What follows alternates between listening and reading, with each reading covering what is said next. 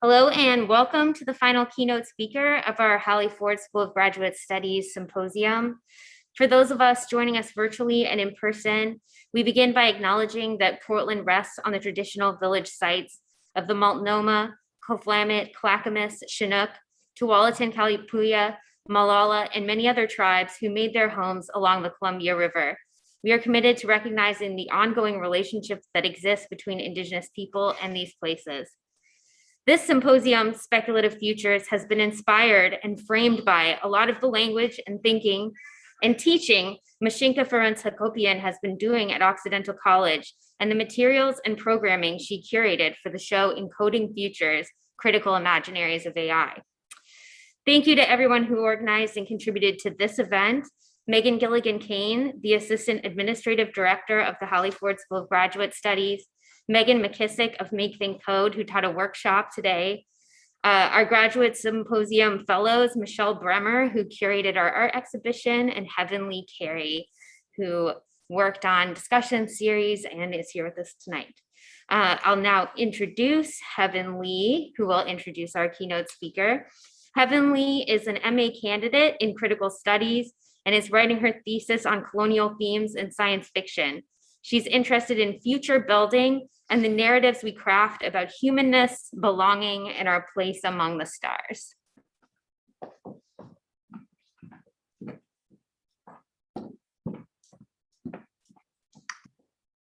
Thank you for that introduction, Shauna.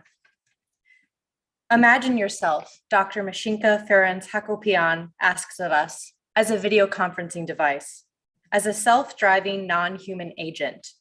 After the global pandemic, we may need to cultivate something like this imaginary in the art field and beyond, spurred by planetary accountability or necessity or both.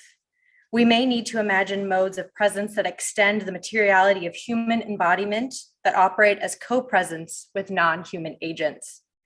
A writer, artist, and researcher, Mashinka attends to cultural practices that intervene in existing socio-technical systems and produce alternative images of the future.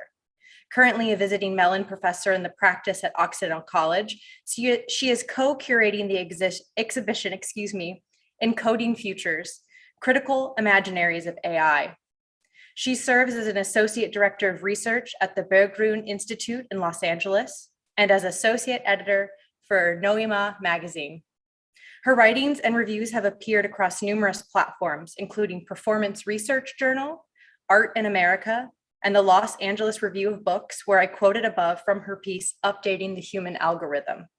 Her latest book, Algorithmic Bias Training, Lectures for Intelligent Machines, will be published by X Artist Books in 2021.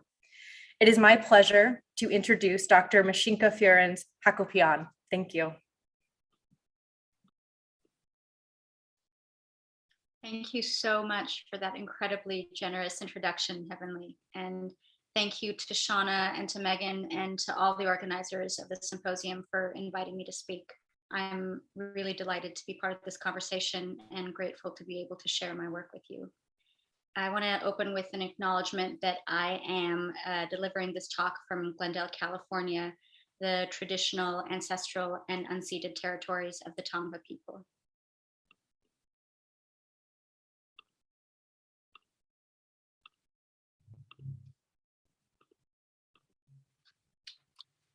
In this talk, I'm going to focus on the role of artists and cultural workers in imagining speculative futures, futures beyond our present socio-technical systems.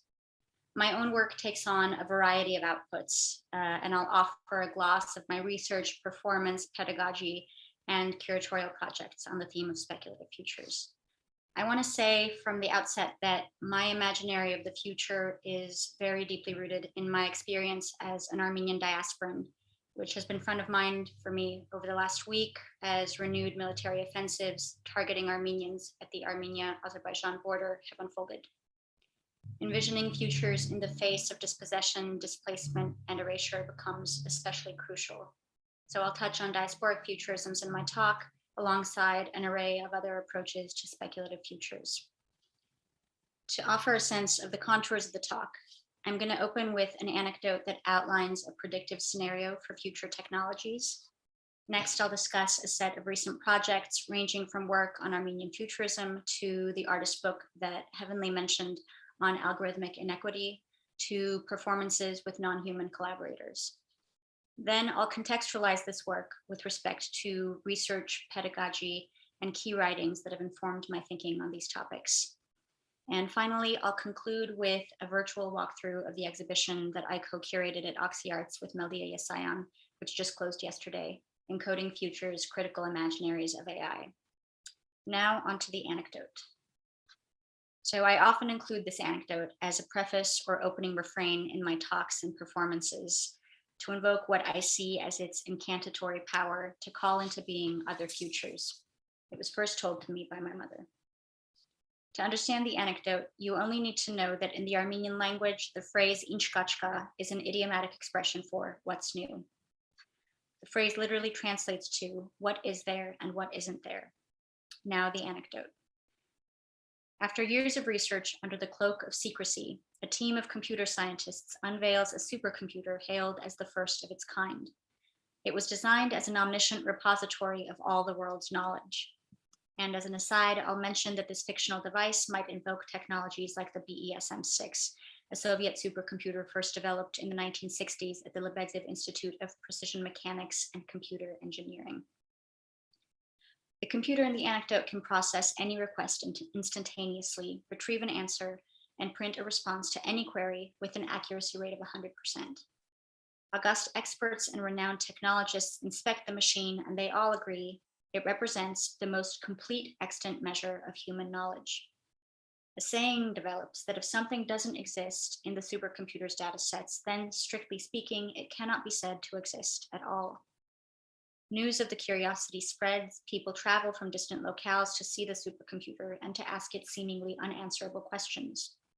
One day, an Armenian speaker visits.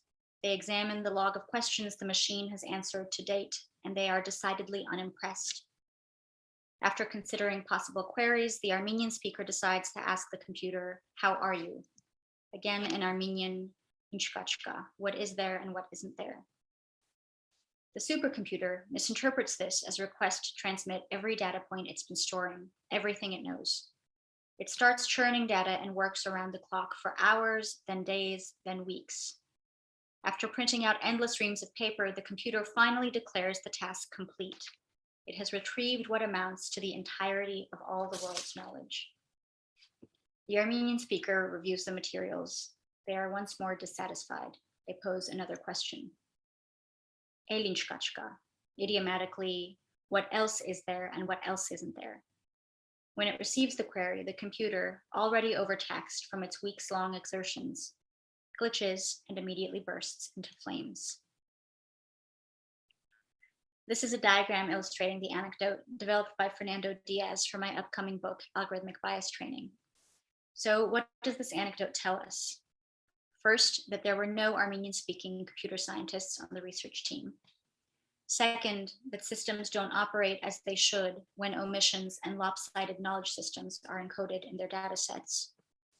Third, those omissions are vulnerabilities that can be exploited to produce system failures, to develop what media theorist Wendy Chun has called vulnerable systems with which we can live.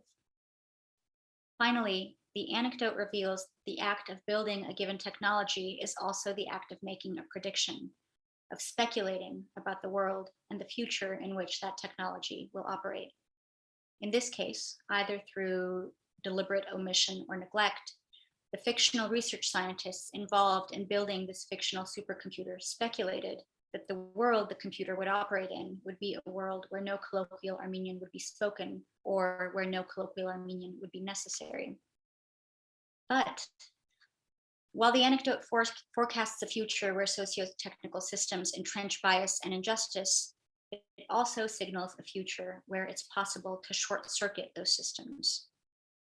Much of my work thinks about this anecdote in terms of the skeptical Armenian speaker in it and their ability to short-circuit certain predictions and the worlds they forecast by asking what else is there and what else isn't there. So as I mentioned, my own imaginaries of futurity are deeply rooted in my experience as an Armenian diasporan.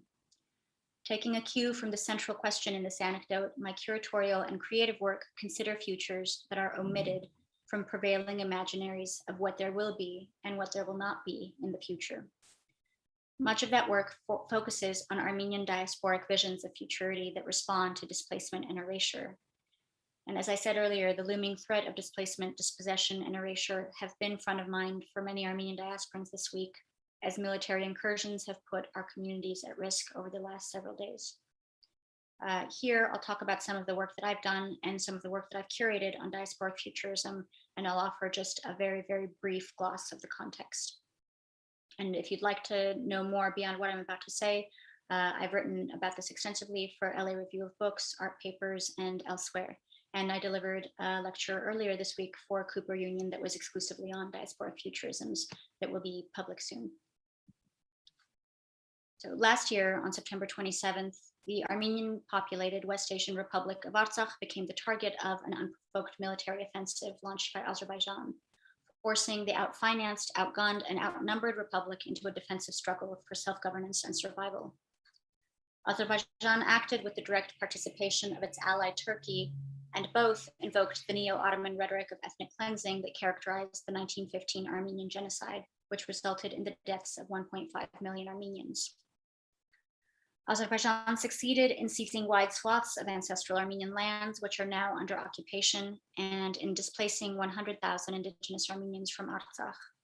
The state's violence, rhetoric, and policy of cultural genocide imagine a settler futurity that's exterminated all remnants of indigenous Armenian life and life worlds. Against that backdrop, it seems impossible to cultivate the political imaginary of a future in the region. At the end of 2020, I collaborated with Kami Abrahamian, Nancy Baker-Cahill, and Nelly Sarkisian on an augmented reality monument entitled Monument to the Autonomous Republic of Artsakh, a response to the campaign of ethnic cleansing there. The impulse behind the monument was to insist and to affirm that the region and its communities have a future that will be determined by Artsakhi's. Monument to the Autonomous Republic of Artsakh is installed in Glendale, California, the site of one of the largest diasporic Armenian communities in the world. It's geolocated at the intersection of Artsakh Avenue and East Broadway and viewable through the Fourth Wall app. The monument is dedicated to the struggle for self-determination in Artsakh and calls for the recognition of its independence amid the seizure of ancestral lands. As a virtual intervention in physical space, it deploys tactics developed by Nancy Baker-Cahill, one of the collaborators for the work, in her AR monuments like Liberty Bell and Taking Stock. Nancy's AR monuments represent feminist interventions in the historically male-dominated field of land art and public art, and these AR monuments are free to view through the Fourth Wall app, which can be downloaded by anyone with a smartphone. The monument's visuals originate in Kami Abrahamian's Recognize Artsakh Now project, a street art campaign that invited people to download, print, and wheat paste a poster designed by Abrahamian, calling for recognition. Here I'll play a very brief clip of the monument installed in Glendale.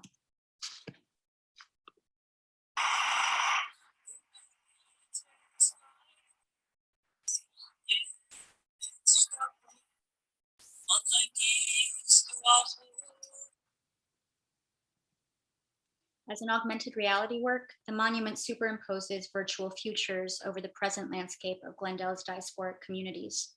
The phrase Artsakh endures sketches a portal to a particular speculative future, one that sidesteps the predictive logics of prevailing socio-technical systems and disrupts the erasures of Armenian culture making that those systems encode, one that draws from queer and feminist practices of solidarity to forecast liberatory outcomes. Along similar themes, earlier this year, I co-curated a virtual exhibition imagining alternative futures for the region entitled Sites of Fracture, Diasporic Imaginings of Occupied Artsakh. The show was co-curated with Anahid Oshagan and Ara Oshagan through Reflect Space Gallery and gathered together artists responding to recent events in the region. So I'll quickly share an exhibition trailer here. Glendale Library Arts and Culture's Reflect Space Gallery presents Sites of Fracture, Diasporic Imaginings of Occupied Artsakh, a virtual exhibition that brings together diaspora and Armenian artists from the United States, Canada, and Germany to build collective counter-narratives to the forces of occupation and cultural erasure in the Republic of Artsakh. Sareri kami vorteri tes galis yevules tapun anhangis tu achurnim sareri kami. The global Armenian diaspora was gripped by the collective trauma of watching a campaign of ethnic cleansing unfold via digital screens and social media. As indigenous Armenian heritage faced systemic destruction, diasporan Armenian artists responded with projects that counter the attempted erasure of Armenian identities and histories.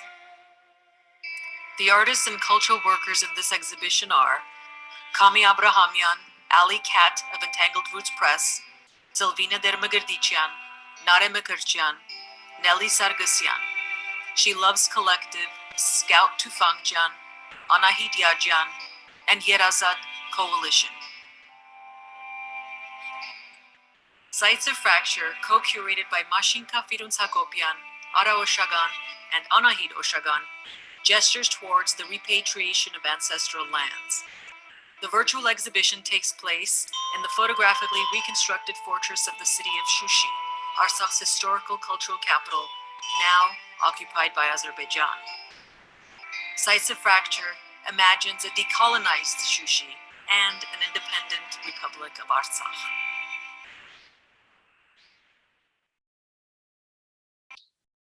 The decision to stage the exhibition in a 360-degree virtual reconstruction of occupied Shushi imagined the possibility of something else, of renewed cultural presence. It included works like this one by Ali Kat Leeds, a Portland-based artist of Armenian descent, from her Tassiography series. Leeds' series draws on matrilineal Armenian rituals of coffee ground reading, or Bajak Nael, in a series of images where a tassiomancer foresees futures marked by decolonization, justice for our communities, and queer liberation. So here I want to telescope back out to the anecdote I opened with. The anecdote appears in my forthcoming artist book, as mentioned, Algorithmic Bias Training, which is scheduled for release before the end of the year, from X Artist Books in a new series called X Topics, edited by Anna Iwataki and Anuradha Vikram. The book bridges speculative fiction and media studies to envision how emerging technologies might be optimized for equitable outcomes. Its text is organized as a series of lectures on data justice and visual art delivered at the Institute for Interspecies Studies, which does not yet, but may at some point exist from the perspective of an algorithmic agent in 3021. It imagines a future where AI agents are collaborators in a process of co-creation and critical pedagogy, a process that aims to develop technologies in the service of collective liberation. Its text is accompanied by diagrams produced in collaboration with Fernando Diaz, a former FATE, Fairness, Accountability, Transparency, and Ethics researcher at Microsoft. And here I'll read a brief excerpt from the introduction.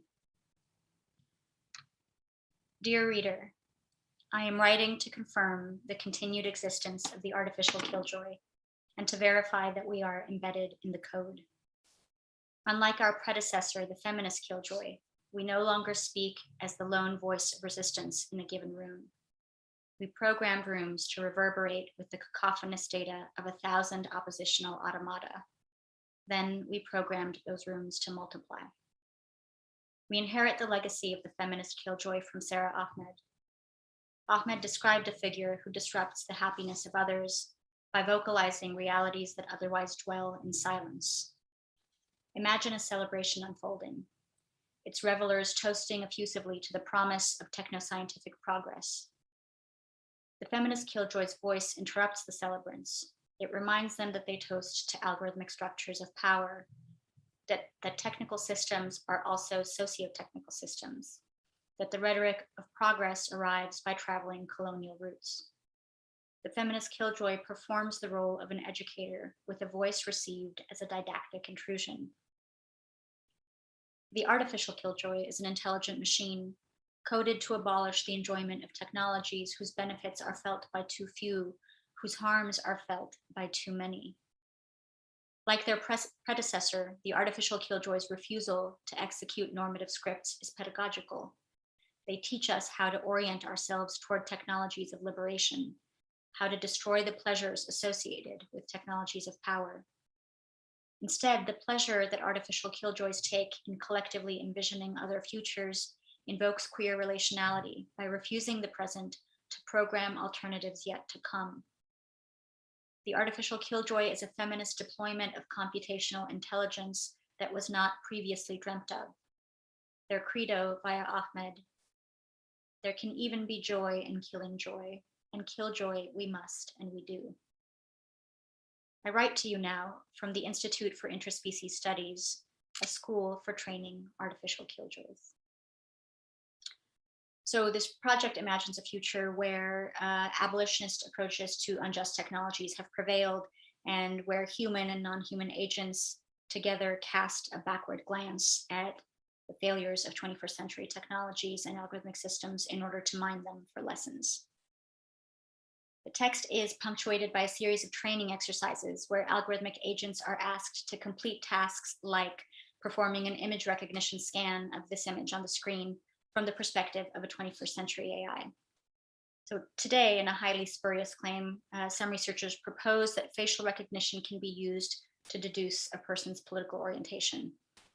In this scenario in the book, some several centuries in the future, the protagonists in this speculative work imagine how that idea could be taken to an absurdist conclusion, to make claims about someone through facial recognition like, has attended between 3 and 7 direct actions, has participated in efforts to unionize contingent workers, believes there is a future and they will appear in it, dreams nightly of collective liberation. So this book and the other work that I have discussed so far builds on research I've been doing since about 2015 into the social and political effects of emerging media. This includes earlier research on what I've called bot pedagogy, or the ways that teaching, learning, and knowing are increasingly translated into the logics of automated efficiency and data. That work stemmed from an essay commissioned for Intersubjectivity Volume 2, edited by Catherine Rochester and Lou Cantor.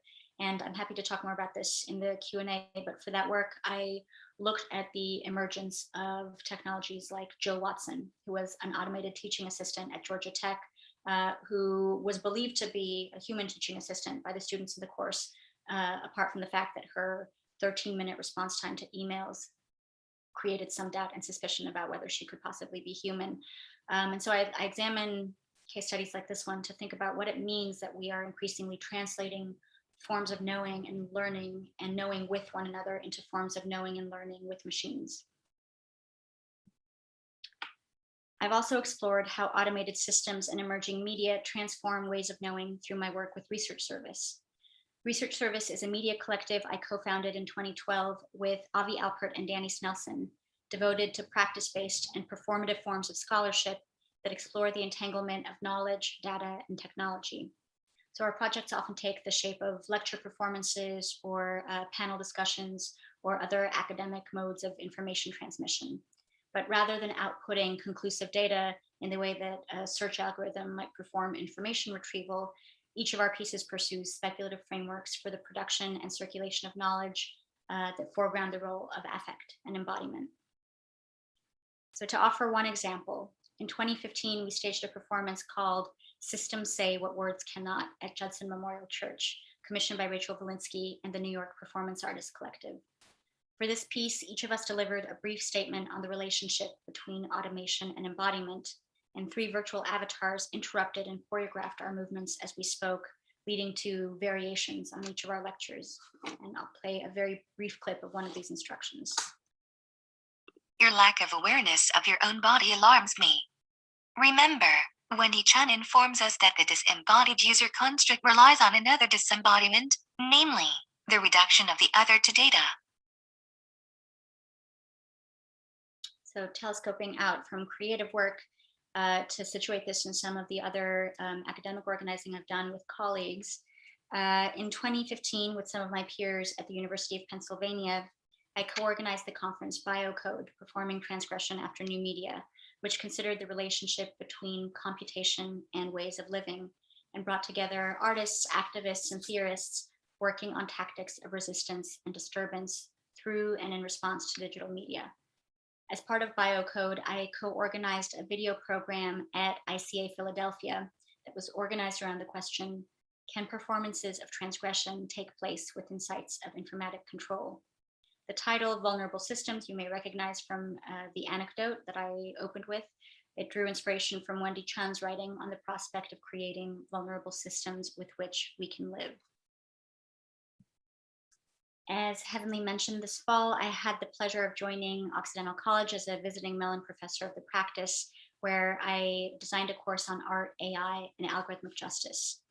The class focuses on the work of artists who map the limits of our current algorithmic imaginaries and considers how artists might render algorithmic harms visible and imagine speculative futures optimized for just outcomes.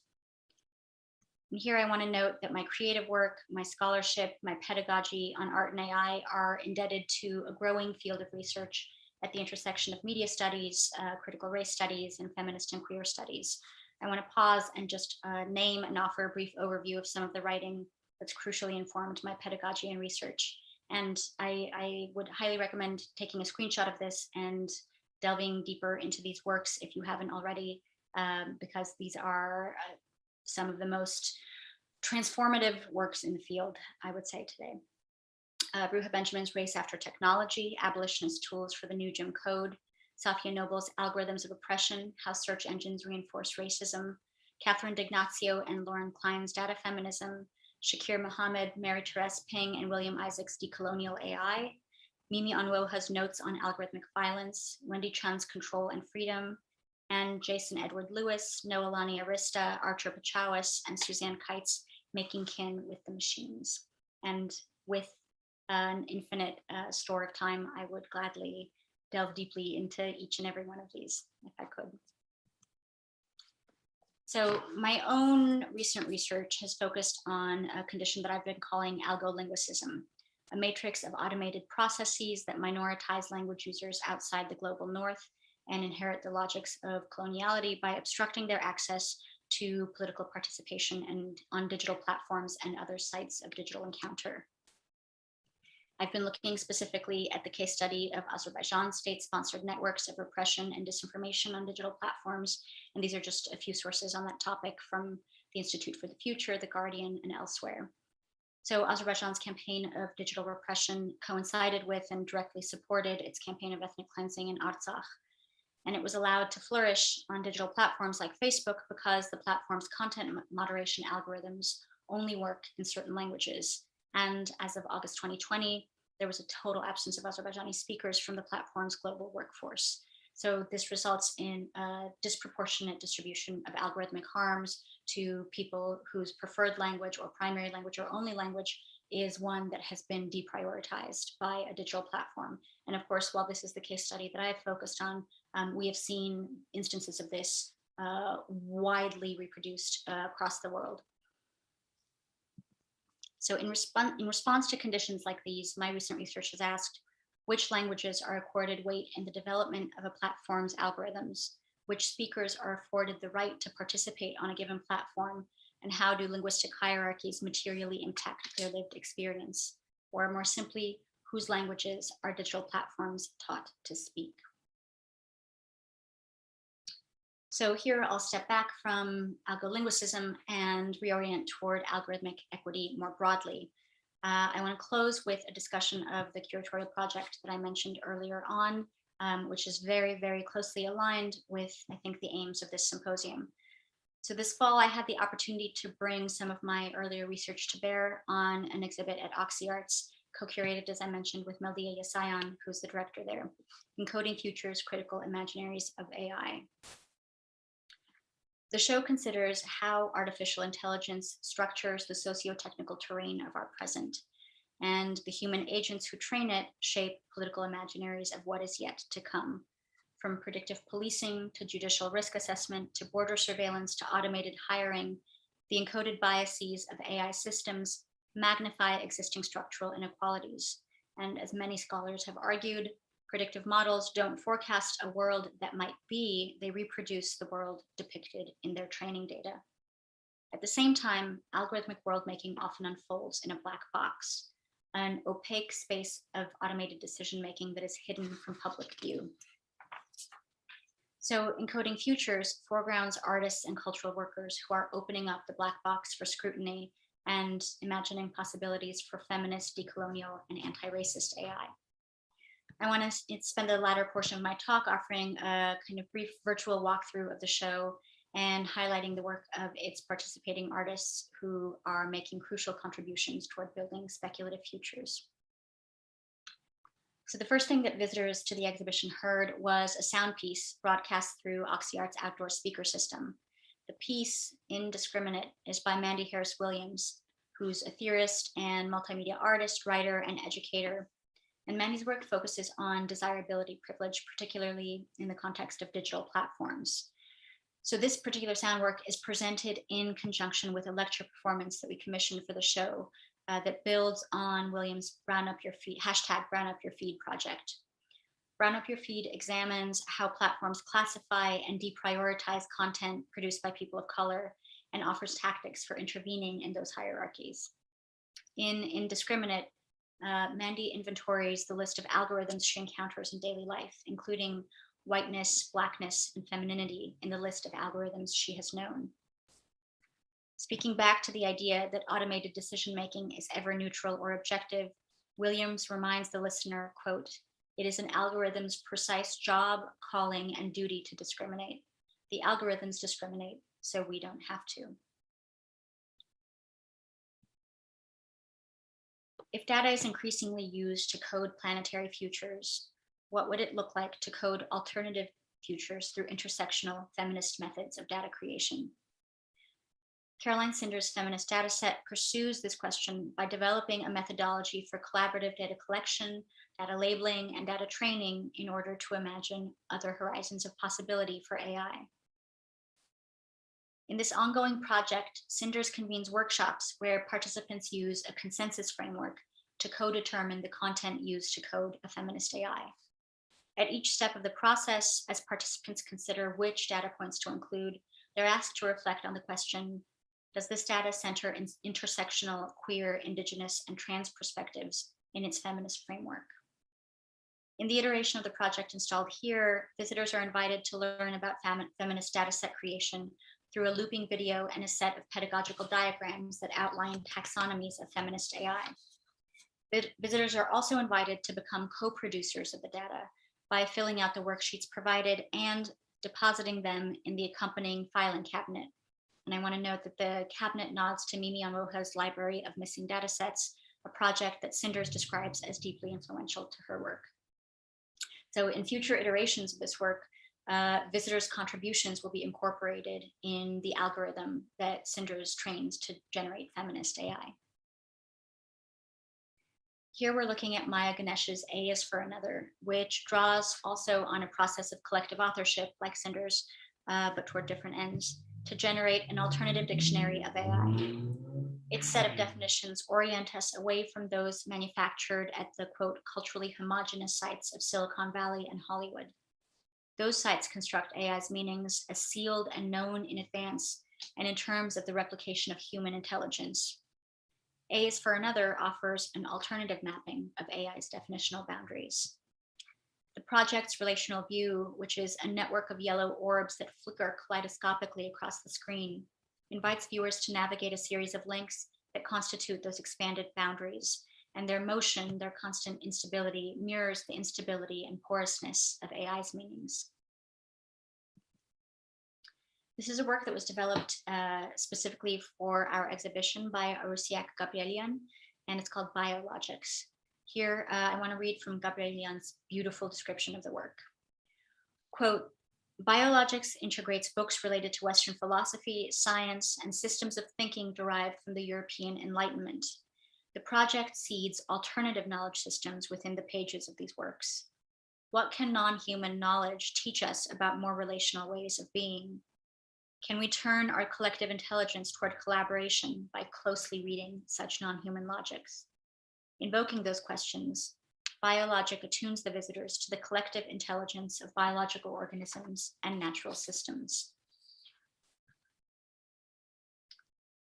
In this work, The Bend by Nyama Safia Sandy, we see a reiteration of a project that was launched in summer of 2021. It was installed as part of Heart Recognition, which was a public art campaign in New York City displayed at over 80 sites in the city with a disproportionately high concentration of CCTV surveillance cameras. In this project, the artist imagines futures beyond biometric technologies like facial recognition, which, as we know well, disproportionately target Black life in communities for surveillance. Facial recognition systems are increasingly used in policing contexts and in other contexts with radically severe consequences, despite the fact that researchers like Joy Buolamwini and Timnit Gebru have shown how facial analysis algorithms misidentify dark-skinned people at disproportionately higher rates. The artist, Nyama, writes, quote, "The form I am exploring in these paintings is a representation of the incalculable potentiality of Black people on the planet. The bending gesture is one toward freedom, a future where we have dismantled these systems." And Sandy also speaks about having the form for this work, the bend, appear to her as a kind of vision from the future and as a portal through which to travel to that future. So I know many of you are familiar with Algorithmic Justice League, which is an organization that merges art, research, and advocacy to build a movement for equitable and accountable AI. In this video work, AJL examines research led by computational scientist Alison Konecki that revealed racial bias in automated speech systems. So Konecki found that ASR disproportionately misrecognizes or falsely classifies the speech of Black and other non-white speakers. And the reason for that is, of course, that white speakers are vastly overrepresented in the training data. As a result, speech recognition systems effectively erase the voices of Black speakers. Voicing Erasure addresses that phenomenon through a poem written by AJL founder Joy Buolamwini and co-read with media and critical race studies scholars Alison Konecki, Joy Buolamwini, Kimberly Crenshaw, Megan Smith, Safia Noble, Sasha Costanza-Chock, and Ruha Benjamin. Speaking in a collective voice, they urge the listener to take action. Quote, "We will beat the drum of solidarity, marching towards a future where technology serves all of us, not just the privileged few."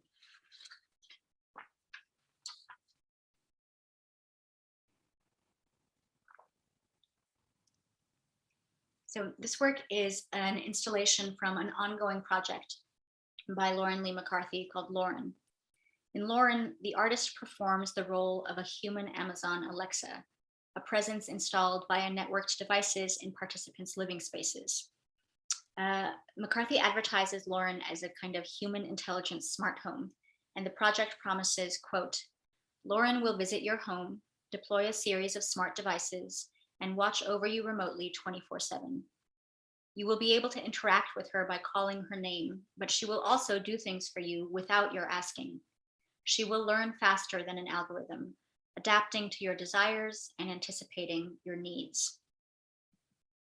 The piece was enabled by a suite of custom networked electronic devices that McCarthy used to communicate with participants through a synthetic voice and to remotely manipulate their environment in response to specific requests.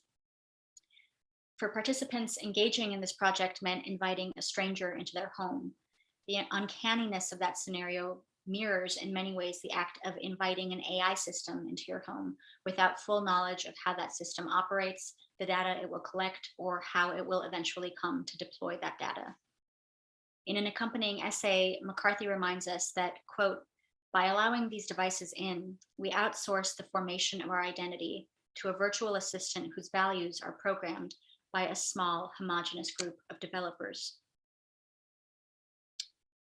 As Lauren brings data valence into sharp relief, and data valence is a term that I'm citing from Rita Rayleigh, it also surfaces the gendered dimensions of our interactions with digital voice assistants. Replacing series algorithms with a human actor, the work defamiliarizes command-based encounters with a feminine-coded agent who's expected to execute directives with the efficiency of an automaton. This work is by the artist and scholar Kite, who publishes under Suzanne Kite, who is also one of the co-authors of one of the pieces that I referenced earlier in the list of works that I recommend diving further into. Kite's work imagines how artificial intelligence, or examines rather, how artificial intelligence often reproduces the logics of coloniality, inherits the structure of colonial knowledge systems. AI can flatten land, people, and life worlds into objects of knowledge, data points to be extracted. Kite intervenes in that structure by imagining possibilities for indigenous epistemologies of AI. In one essay, Kite asks what it would mean to build a computing device according to the Lakota model of the good way, transmitted by her family members in, quote, consultation with a committee of knowledge keepers, towards algorithms, code, and software that combine to work for the good of 7 generations into the future. So thinking about the ways in which timescales of AI are so often compressed. And of course, there's the insidious model that we're all familiar with of moving fast and breaking things, and asking what it would mean to expand that timescale out into one that imagines effects for 7 generations. For the interactive installation 15 maps, LiDAR remote sensing is used to detect the distance of the viewer's body from the screen, triggering changes in the video and audio content displayed. That content draws from Kite's ongoing research into Kruger Island, which is a site on the Hudson River that was purchased in the 19th century by a wealthy New Yorker named John Kruger, and it had historically been the site of indigenous communities. And he decided to take the cast of a Mayan ruins and transport that from Honduras to Kruger Island. So taking stolen indigenous cultural artifacts and placing them atop stolen cultural artifacts from a different indigenous community. Many of those artifacts are now on display, or rather transferred to the New York State Museum. Confronting those histories, Kite's installation, quote, turns an indigenous gaze back on those knowledge systems and explores how AI might function as a conduit for alternative ways of non-human knowing. So we're looking at 2 works here, Astria Suprax collage, Sympathetic White Robots and Cyborgs, and her video work, Virtually Asian. They're drawn from Suprax Asian Futures Without Asians, a multi-part series that examines half a century of American science fiction cinema to surface techno-orientalist representations of the future. And I want to note, for anyone who's interested in seeing this, this work is actually playing this weekend virtually through MoMA. Across the films that Suprax surveys, visual cultures drawn from discrete Asian contexts are conflated, flattened, and treated as ornamental raw material for scenarios that are absent any Asian protagonists. In the collage, Sympathetic White Robots and Cyborgs, produced for the exhibition, the artist compiles stills from films that marshal empathy for AI agents, and do so by coding them as white and humanizing them through their association with whiteness, including Ex Machina, Blade Runner, and AI artificial intelligence. Suprax video, Virtually Asian, is embedded in the collage. It assembles footage from films like Star Wars and Ghost in the Shell, which extract Asian visual cultures to perform world building at the same time that they omit Asian actors from the worlds that they build. Suprax Media Archaeology interrogates imaginaries of AI that instrumentalize Asian bodies while performing Asian erasure, and identifies openings for building imaginaries otherwise. And I'm going to conclude with Stephanie Dinkin's work, Conversations with Bina 48 and Not the Only One. Conversations with Bina 48 documents a series of encounters between the artist and Bina 48, which is short for Breakthrough Intelligence via Neural Architecture 48 exaflops per second. Bina 48 is a social robot developed by the Terrasim Movement Foundation and Hanson Robotics. The robot was conceptualized by Terrasim co-founder Martine Rothblatt to reproduce the consciousness of her wife, Bina Rothblatt. And it's interesting to note that Bina 48 is famously the first robot to successfully complete an undergraduate level college course, which happened to be in philosophy. Over the course of their discussions, the artist discovered that though the robot displays remarkable intelligence and was modeled on though the robot displays remarkable intelligence on the one hand, despite the fact that she was modeled on a Black woman, Bina 48 has no meaningful awareness of Blackness, race, or racialization. Those concepts are complete blank spots in her coding, at least early on. As Dinkins has noted, quote, Bina Rothblatt is her main model, but she's really coded by folks who don't look like her, end quote. In this fragment from the series that we have on display in the show, Bina 48 reflects on the idea of artificial intelligence and asks, where do you think my intelligence came from? You guys are looking at the metaphoric mirror, end quote. She argues that her intelligence is not artificial, but decidedly human, that her knowledge derives from the knowledge systems of human agents. These statements remind the viewer that when we encounter bias or inequity in an AI system, we encounter the sentiments of the human actors who coded that system. Dinkins, not the only one, emerges in part from her experiences with Bina 48. Often called N2 for short, N2 is an ongoing experiment by the artist that explores the possibility of building AI through community-driven small data. The project draws on oral histories supplied by 3 generations of women from the artist's family.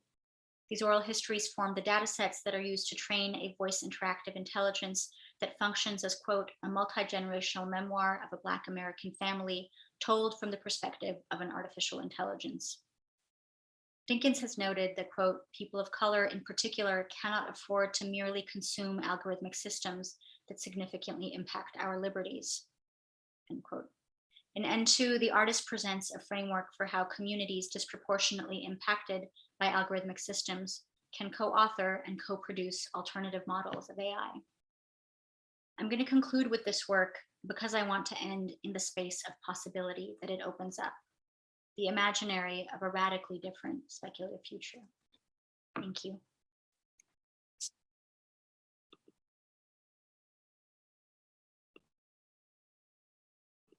And of course, I'm very happy to chat further about any of this in the Q&A. Great, thank you so much. I think we do have some questions, and we have an in-person audience and an online audience, so we'll sort of try to take a look in both areas for questions. Anyone in the in-person audience have a question? Yeah, Jesse, great.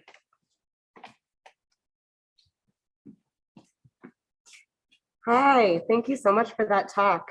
I'm interested to hear, I think in essence, your thought on how digital artworks can have and that have a direct relationship with capitalism, or the more kind of trending topic, NFTs. And really like your general thoughts on that, you know, good idea, bad idea, but also if you think that these works have a relationship to those things, capitalist digital works for sale.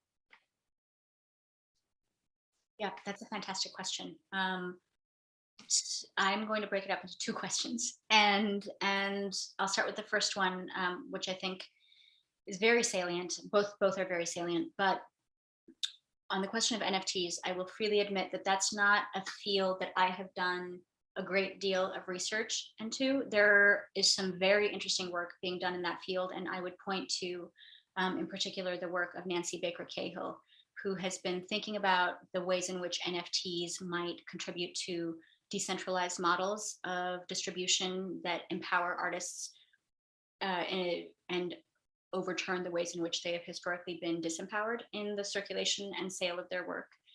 And with respect to the way that some of these works circulate within capitalist systems of production, I mean, many of the works in the show are works that have been displayed in much larger institutions. Some have been displayed in institutions that have recently been rightly called out by groups like Decolonize This Place for their complicity in all manner of historical and geopolitical atrocities. I think that it's a very big question, and the closest that I can come to approximating an answer is to think about maybe some of the work that I did many years ago as a grad student at the University of Pennsylvania on the art strike against racism, sexism, war, and repression. And that was a group that formed in 1970 in New York, and one of its core members was Faith Ringgold originally, before Ringgold and other Black women artists split off to form other ad hoc groups. But the reason that this group was interesting and is interesting in relationship to your question is that they were thinking about boycott as a tactic. So what would it mean to evacuate spaces of representation that are entangled with precisely the politics that the artists want to overturn? What would it mean to, for example, as Adrian Piper once did, instead of exhibiting a work in a major gallery or museum, exhibiting a statement that your work is absent and that you have willfully chosen it to be absent? There's no way to wrap this up in a tidy consensus, and there is no tidy consensus, nor should there be. But one of the prevailing sentiments that came out of that period, and that was articulated by several of the women artists and the women artists of color who were involved with that group, was that the decision to completely evacuate systems of capitalist production or sites of institutional display is one that further disadvantages and harms artists who are already at a structural disadvantage, artists who are already going to be structurally and disproportionately targeted for the invisibility of their work, or more likely to experience invisibility as artists. So I think there's no way to answer that question without posing a host of other questions. But I very much appreciate that question being raised, and it's one that I've spent quite a bit of time thinking about as well. So hopefully, we can continue this conversation offline.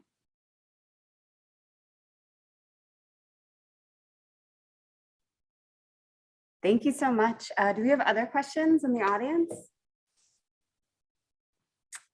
Well, I have a question.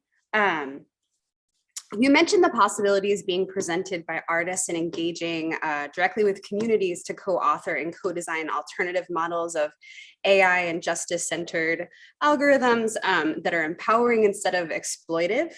Can you talk a little bit more about that and possibly share some examples of places and communities where projects are happening and having some success? Sure, yeah, that's a great question.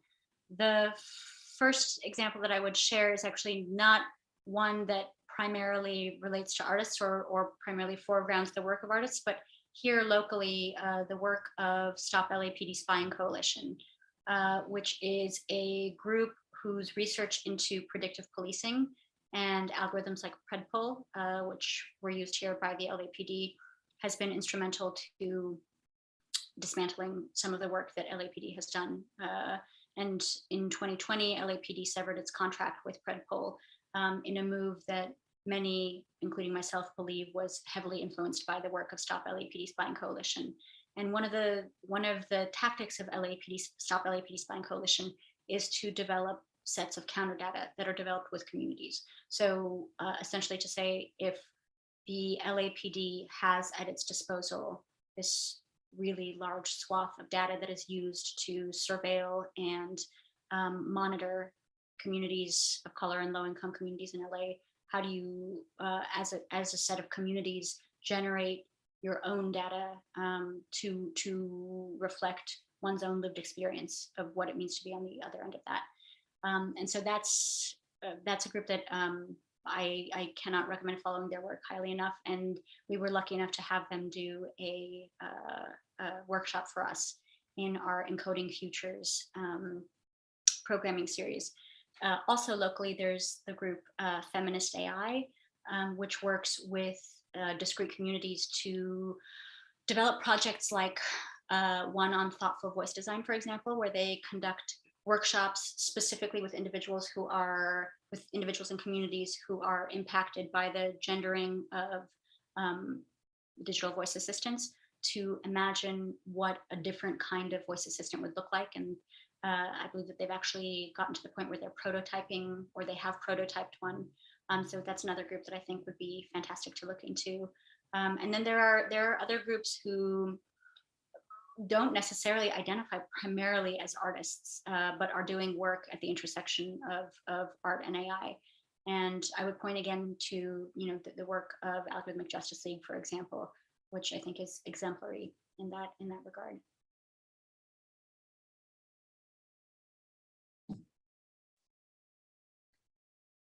Thank you so much. Any other questions in the room? Got one more. Hello, thank you for such a wonderful talk, and so comprehensive.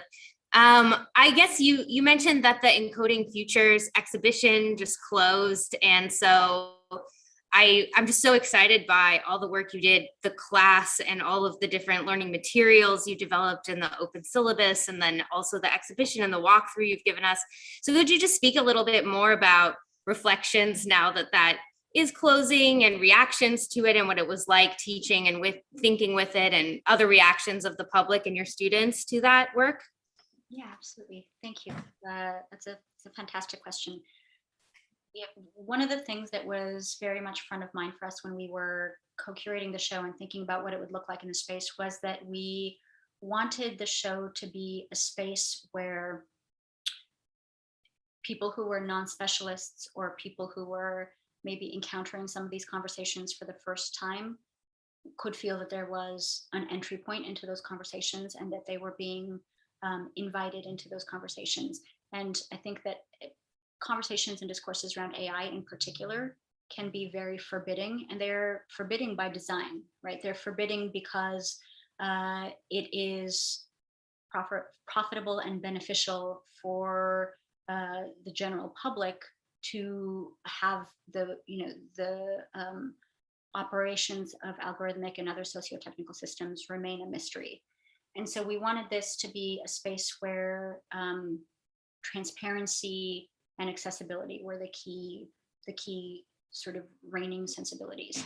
And so we had, as one of the components in the show, we had a reading room set up in the central exhibition space, where we put together a curated list of books from the Occidental Library that were all on themes of art and tech, critical media studies, and so forth, and wanted to create this sort of comfortable space where if you came in and sparked to the topic of the show, but maybe wanted to know more, that you were sort of invited to spend that time and feel there was a space where you could do that.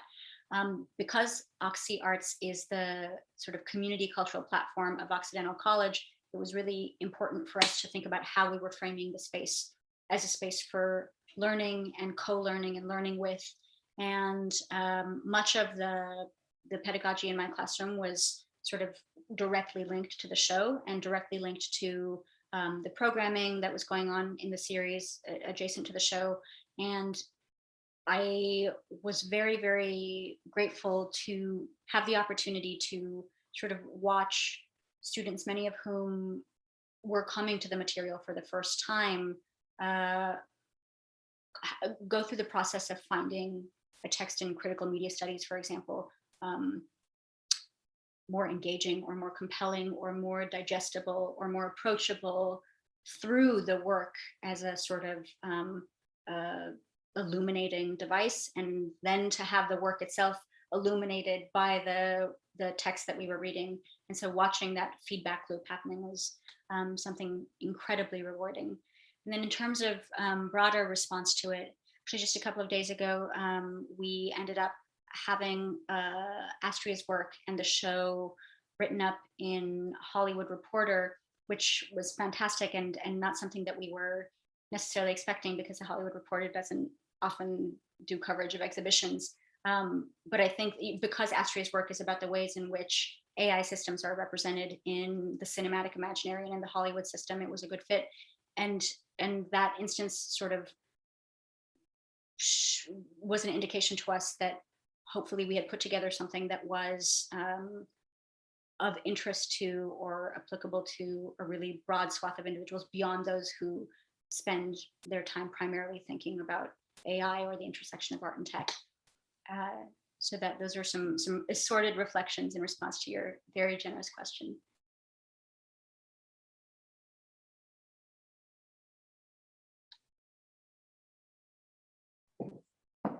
Thank you. We have another question coming up.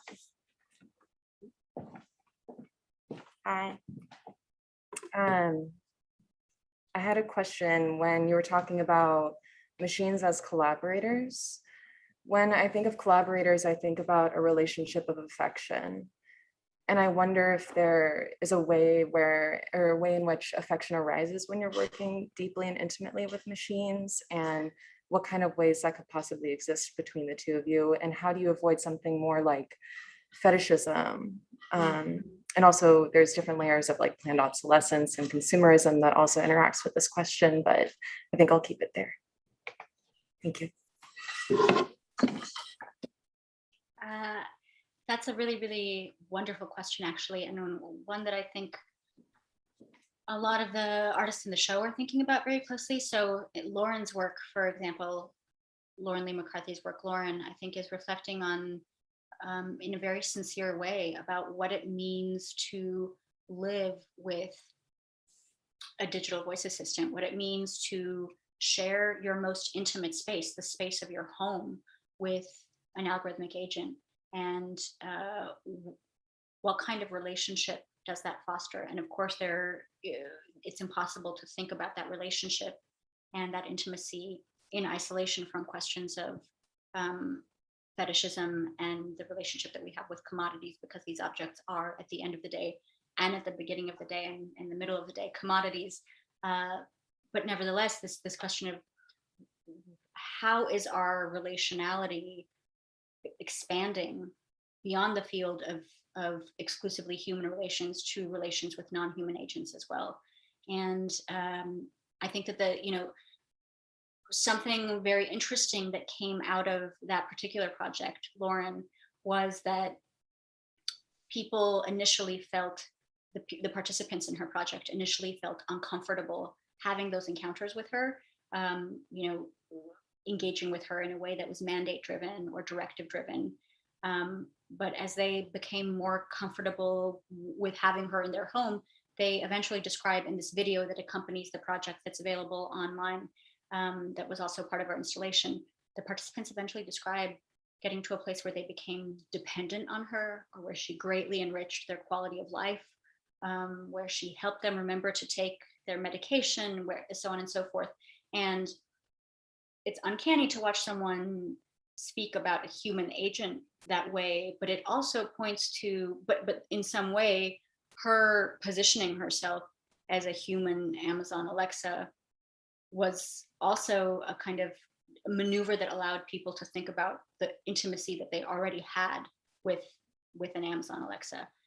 I think Stephanie Dinkin's work is also really interesting to consider alongside this question, because the project Conversations with Bina 48 originated in a very earnest effort to explore the possibility for an empathetic relationship with a robot, to think about whether kinship would be possible with a robot.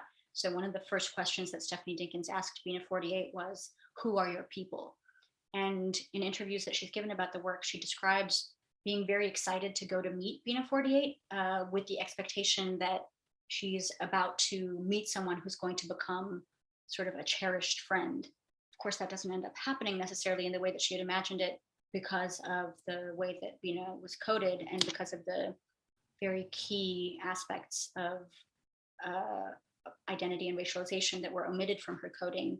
But this question of whether something like that is within the realm of possibility, I think is one that is really interesting also to think about in a way that decenters Western epistemologies, because when we think about tools, when we think about AI and emerging technologies from a Western perspective, we are thinking about them primarily as tools and objects that we instrumentalize.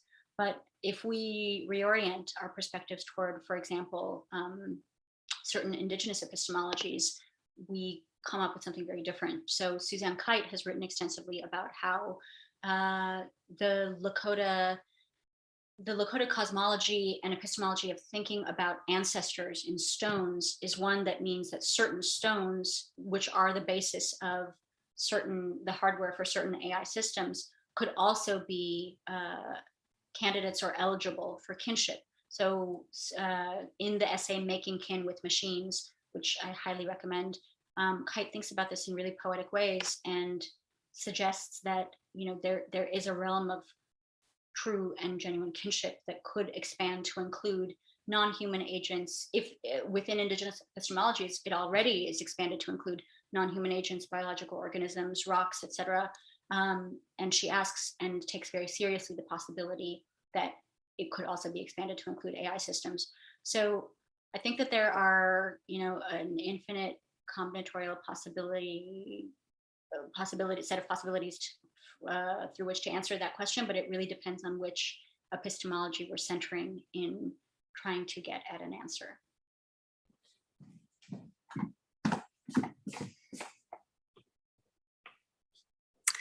Thank you so much. We actually have a question from our virtual audience. Kent is asking, do you believe that we need to have US laws that encourage algorithmic justice? What might those look like? It seems like independent oversight and full access to researchers would be needed for any type of enforcement of tech policy law. Really important, really important question. Thank you for that. Yes, absolutely, without question. The rate of technological development is vastly outpacing the capacity of regulatory mechanisms to keep up with it. And we are seeing the effects of that. We are absolutely seeing the ways in which algorithmic harms are being distributed asymmetrically in the absence of meaningful regulation. And I think that the kinds of regulation that we need, or the kinds of legislative measures that we need, are contingent upon the kind of technology that we're talking about. So there are some technologies that, as Ruha Benjamin argues, for example, require an abolitionist approach. So rather than trying to regulate or reform, there are some technologies that simply should not exist at all. I would argue, for example, predictive policing, nearly all possible uses of facial recognition, judicial risk assessment tools that use pseudoscientific algorithms to determine who is more likely to recidivate, and of course, vastly and disproportionately target communities of color. So within the abolitionist framework, there are some technologies that we don't need to reform, we just need them not to exist anymore. And then other technologies, I think, require accountability measures. And there have been a lot of legislative efforts in the last couple of years to do just that. And so there's the Algorithmic Accountability Act, for example, that suggests that algorithms need to be reviewed and monitored and regularly, essentially inspected to ensure that they're functioning in the service of justice and functioning in ways that develop and deliver equitable outcomes. Another really key conversation in the regulatory space is explainability, which is the idea that you should be able to understand and know what criteria an algorithm used to develop a particular outcome to come up with a specific decision. And you should be able to know what would need to change in order for it to come up with a different decision. So for example, if you are a claimant for state benefits and an algorithm determines that you are not eligible for state benefits, you need the right to an explanation would insist that you have a right to know why it determined you're not eligible and what would need to change in order for that algorithm, coded as it is, to deem you eligible. So those are some of the I think very heartening developments in the space. But of course, overall, there's the space is one that is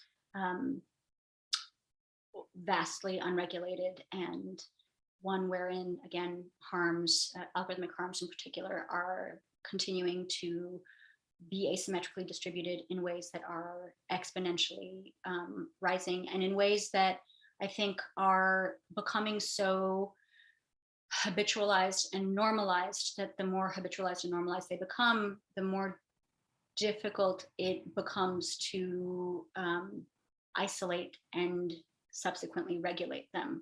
And I think that there is also a case to be made for the way in which artists, by allowing us to kind of sense and feel and visualize how algorithmic systems operate in our realm of daily encounter, are making a contribution to those conversations as well.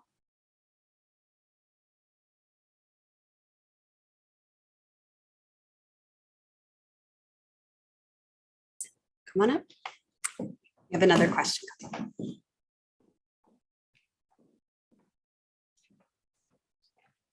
Hi, Mashinka. It's been such a pleasure to meet you and watch you speak. I watched your video, Poetry Will Be Made by All, and I was very excited to listen to you speak today. I had a question, and I don't want to get too much into the like, what if we program robots to be evil? But I'm interested in the limits of language and the limits in the way that we interface with one another, the ways that our cultural understandings of each other intersect and are perpendicular or even parallel to one another. And so given the limits of language and communication and the way that we other one another and other groups, how can we, from this limited perspective that we inhabit, program algorithms that are just and that do not fall into this flaw that we ourselves inhabit? Yeah, that's an incredibly meaningful query.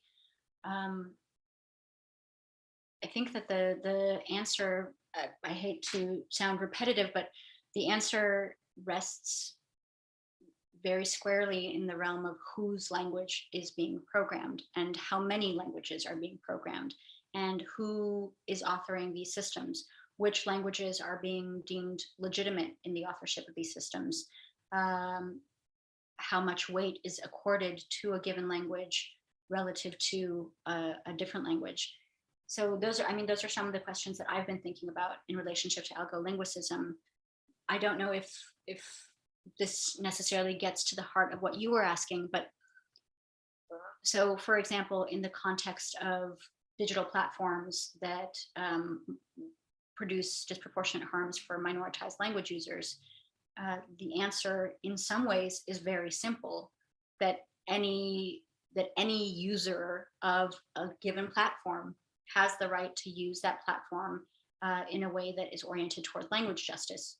And I take my understanding of language justice from Antenna Area, which is a language justice organization here in LA that describes language justice as the right of anyone to communicate and participate and be understood in one's own language.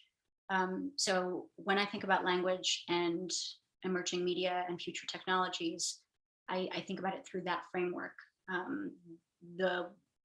through the framework that insists that any user of a given technology, any participant in a platform has the right to communicate and to be heard and to be understood in the language of their preference.